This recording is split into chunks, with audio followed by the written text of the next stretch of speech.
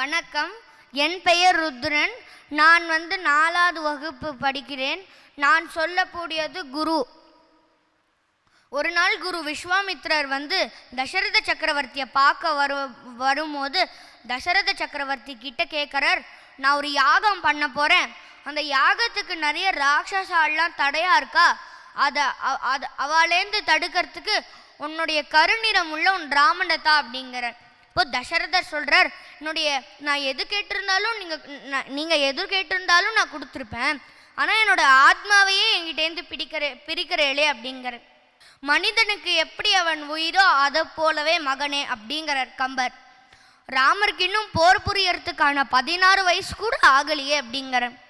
குரு விஸ்வாமித்ரர் சொல்றார், தசரதா, நான் அறிவேன் ராமனின் வீரத்தை பற்றி. புல்லும் கையுமாக இருக்கும் நான் அறிவேன், வில்லும் கையுமாக இருக்கும் நீ அறியாய், நாட்டாரை சேவிக்கும் நீ அறியாய், ஆச்சாரியர்களை சேவிக்கும் நான் அறிவேன், முள்ளிலும் கல்லிலும் உறங்கும் நான் அறிவேன், பஞ்சதூளிகா மஞ்சத்தில் சேனிக்கும் நீ அறியாய். அதனால் தசரதா, ராமனை என்னோட அனுப்பு அப்படிங்கிற. இவ்வளவு சொல்லியும் தசரதர் மாட்டேங்கிற. குரு விஸ்வாமித்ரர் சொல்றார், நன்னா இரு அப்படின்னு ஆசீர்வாதம் பண்ணிட்டு போகும்போது குரு வசிஷ்டர் சொல்றார், இவர் எவ்வளோ பெரிய மகர்ஷி தெரியுமா, இவரே உங்ககிட்ட ராமருக்குடு அப்படின்னு கேட்டா நீ இவரோட ராமரை அனுப்பி வைக்கிறது தான் உத்தமம் அப்படிங்கிற. மனசு இல்லாம ராமரை குரு விஸ்வாமித்ரோட அனுப்பி வைக்கிற. நம்ம சாஸ்திரப்படி நம்ம ஒரு புண்ணிய காரியம் பண்ணா அந்த புண்ணியம் நம்மள தான் சேரும். அதே மாதிரி நம்ம ஒரு பாவ காரியம் பண்ணா அந்த பாவமும் நம்மள தான் சேரும். ஒரு குரு சிஷ்யனை வச்சு ஒரு புண்ணிய காரியம் பண்ணா அந்த புண்ணியம் சிஷ்யனை தான் போய் சேரும். ஆனா ஒரு குரு தன் சிஷ்யனை வச்சு ஒரு பாவ காரியம் பண்ணா அந்த பாவம் சிஷ்யனை போய் சேராதான், குருவை தான் போய் சேருமா.